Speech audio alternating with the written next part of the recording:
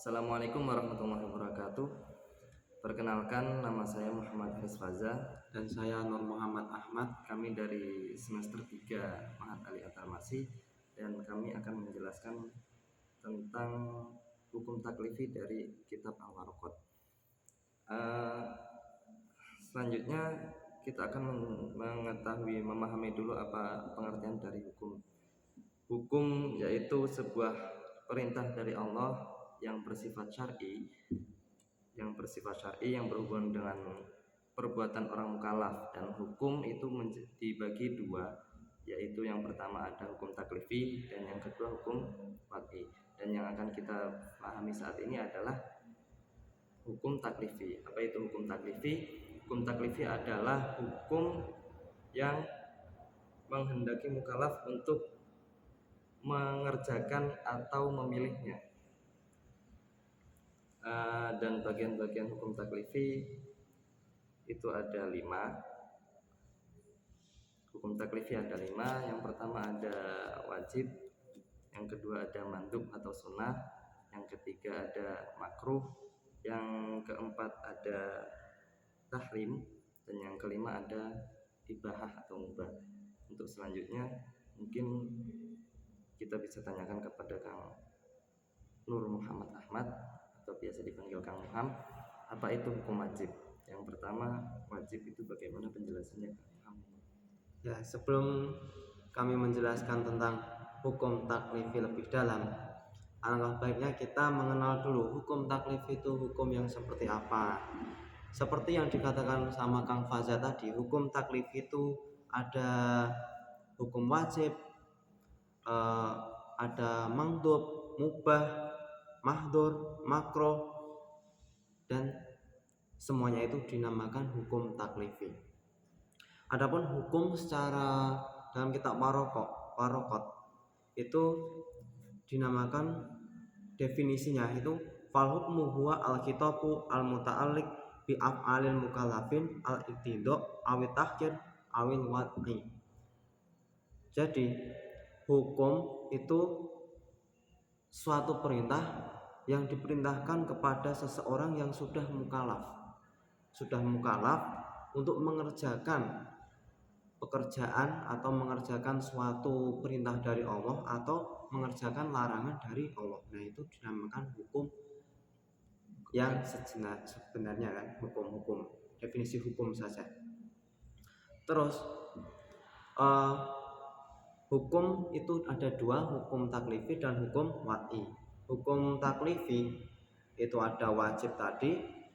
Sekarang kita mulai yang pertama, yaitu wajib. Definisi dari hukum wajib yaitu fal wajibu ma yusabu ala fi'lihi wa yu'aqabu ala tarkihi. Nah, itu secara rosem. Jadi itu ada dua versi, ada rosem dan ada had. Yang definisi had yaitu al wajib itu al khitabu al muta'alliqu bitulabil fi'li minal mukallafi tolaban jaziman. Nah, artinya hukum wajib itu suatu pekerjaan yang mana pekerjaan tersebut orang akan mendapatkan pahala, ya kan? Jika mengerjakan pekerjaan itu orang akan mendapatkan pahala. Akan tetapi kalau meninggalkan suatu perkara atau perintah itu orangnya mendapat dosa. Sedangkan itu yang secara rosem ya. Kalau secara had itu khitab atau perintah dari Allah yang bergantungan kepada melakukan suatu pekerjaannya bagi orang mukallaf. Nah, hukumnya melakukan pekerjaan itu apa? Ya, wajib, jaziman, harus, tuntutan. Nah, itu secara had. Nah, adapun sesuatu hukum-hukum yang keluar dari hukum wajib itu ada hukum mubah, ada makruh, ada haram, dan yang lainnya. Kenapa bisa dinamakan keluar? Karena mubah kalau mengerjakan ayusabu tidak mendapatkan pahala yang keluar dari yusabu. Terus kalau makruh kalau mengerjakan layusabu juga. Ala fi'li. Kalau haram mengerjakan ya nggak mungkin akan mendapatkan pahala karena itu adalah malah disiksa. Iya. haram, ya. Lanjut. Terus Yang kedua yaitu hukum setelah wajib. Sebenarnya wajib itu ada dua ya, ada wajib fardhu ain dan ada wajib kifayah. Nah, kalau wajib yang fardhu ain itu harus dilakukan setiap individual, ya kan? Setiap manusia harus melakukan hukum itu, melaksanakan contohnya itu. Contohnya sholat 5 waktu, ya, puasa Ramadan, zakat fitrah itu kan harus semua orang melaksanakan. Itu tidak bisa dilakukan oleh orang lain. Misalkan ada jamaah keluarga, misalkan ya, ada keluarga, satu keluarga, kita berkewajiban sholat, cukup bapak itu yang sholat. Nah, itu tidak bisa, ya kan? Karena itu fardu ain, wajib yang ain.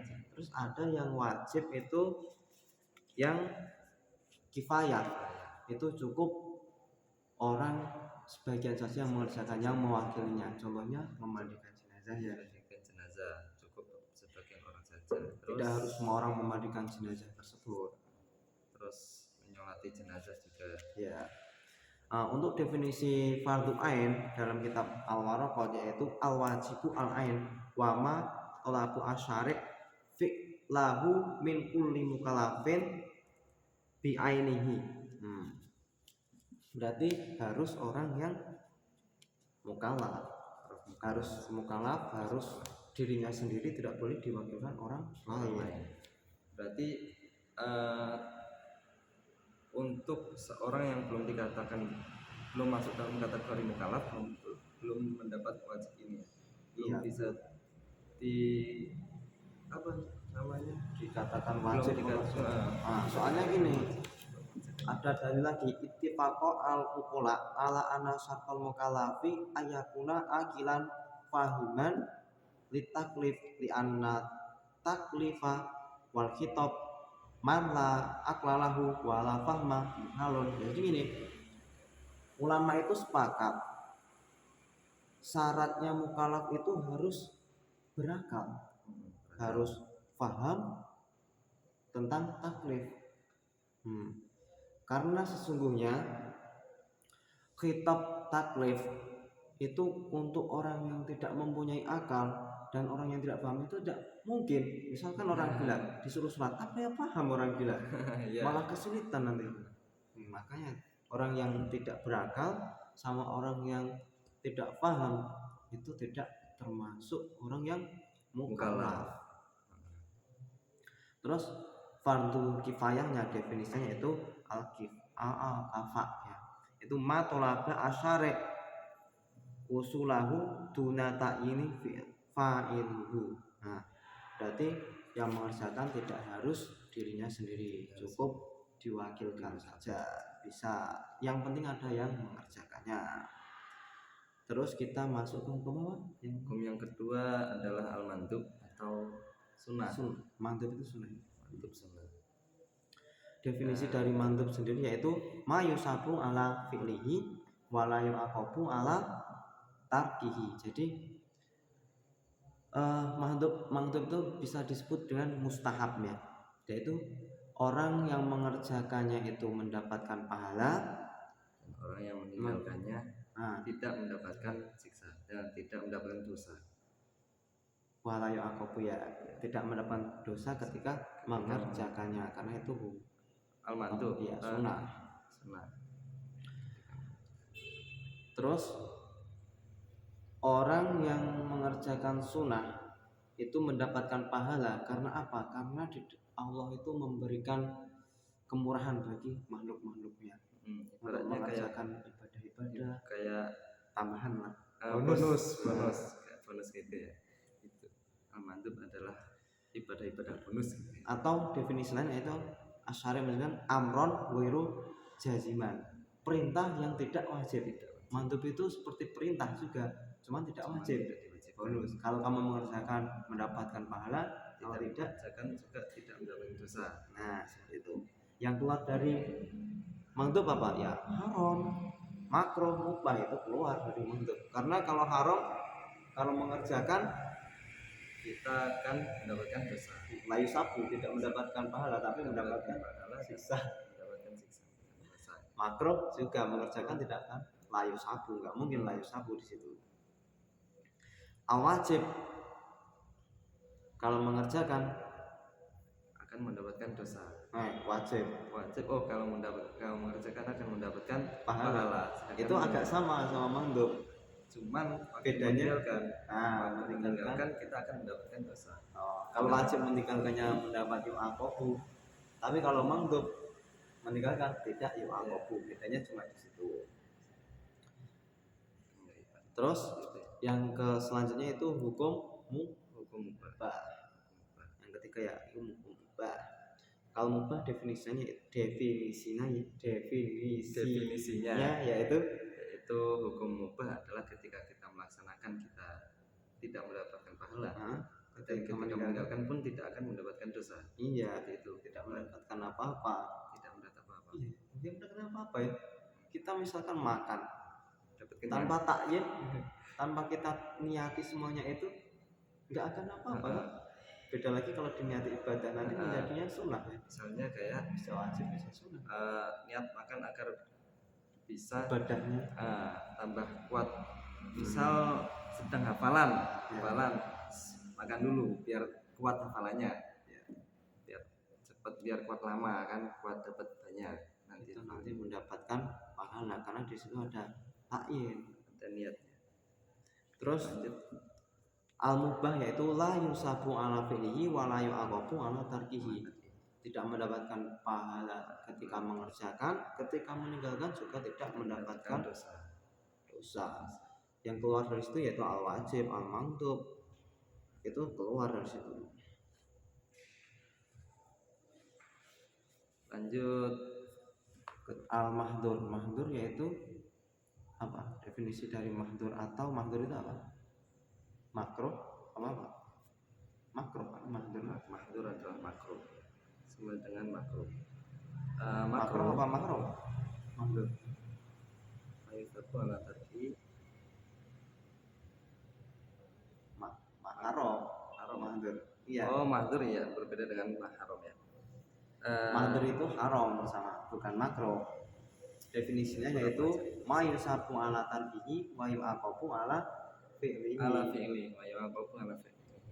Berarti ketika kita melakukan sebuah hal yang haram, maka kita akan mendapatkan dosa, dan ketika kita meninggalkan hal yang haram itu kita akan mendapatkan pahala.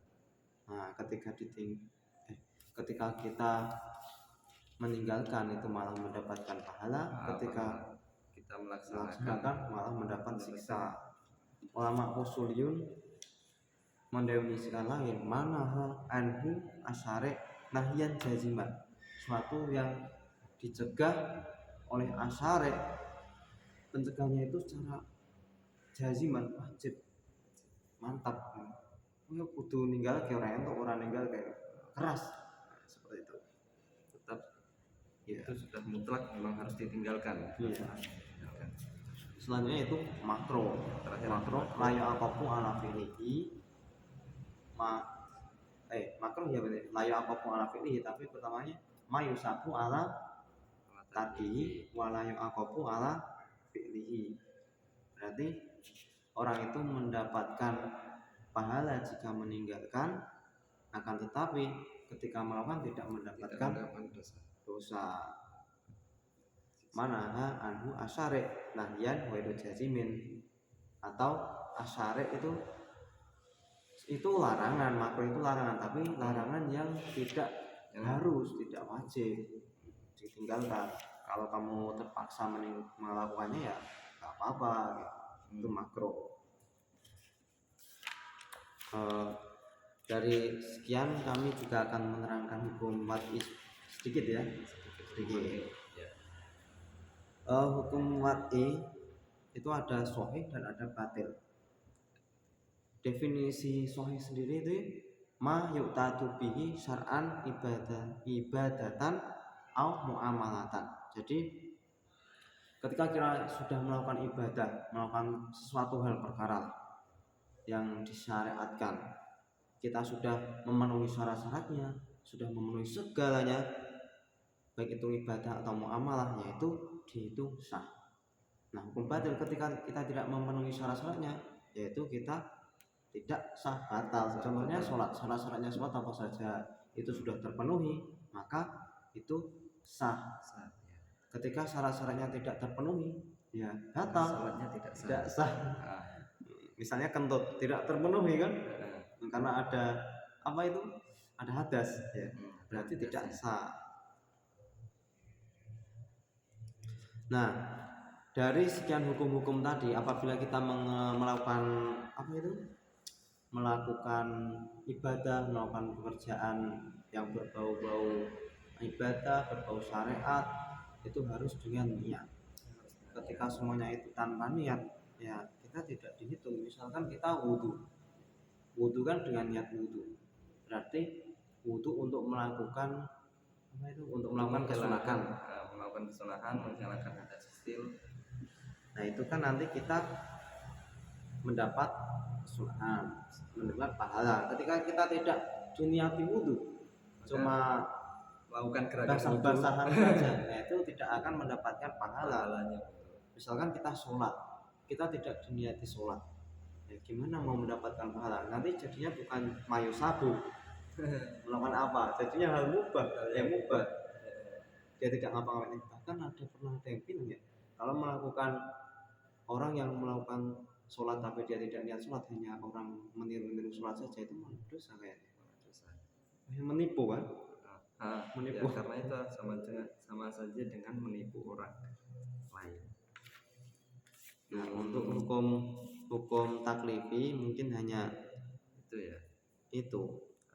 Jadi bisa kita simpulkan bahwa hukum taklifi itu ada 5. Yang pertama ada wajib, ijab atau wajib. Yang kedua ada mandub atau sunnah.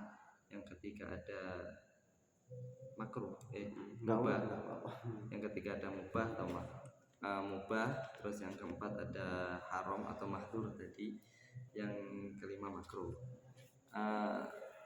Makruh wajib seperti tadi yang dijelaskan bahwa wajib itu jika kita melaksanakan kita akan mendapatkan pahala, jika meninggalkan kita akan mendapatkan dosa.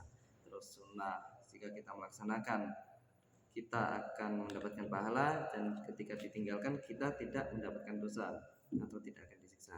Yang ketiga mubah, kita melaksanakan tidak mendapatkan pahala, kita meninggalkan pun tidak akan mendapatkan dosa. Yang keempat ada mahdur atau haram. Jika kita melaksanakan hal yang haram tersebut, maka kita akan mendapatkan dosa. Jika kita meninggalkan, justru kita mendapatkan pahala. Dan yang terakhir ada makruh. Jika kita melaksanakan hal yang makruh tersebut, kita tidak akan mendapatkan dosa, tapi ketika kita meninggalkan, kita akan mendapatkan pahala. Nah, sekian penjelasan tentang hukum taklifi yang ada 5 tadi. Ya mungkin cukup sekian. Wassalamualaikum warahmatullahi wabarakatuh.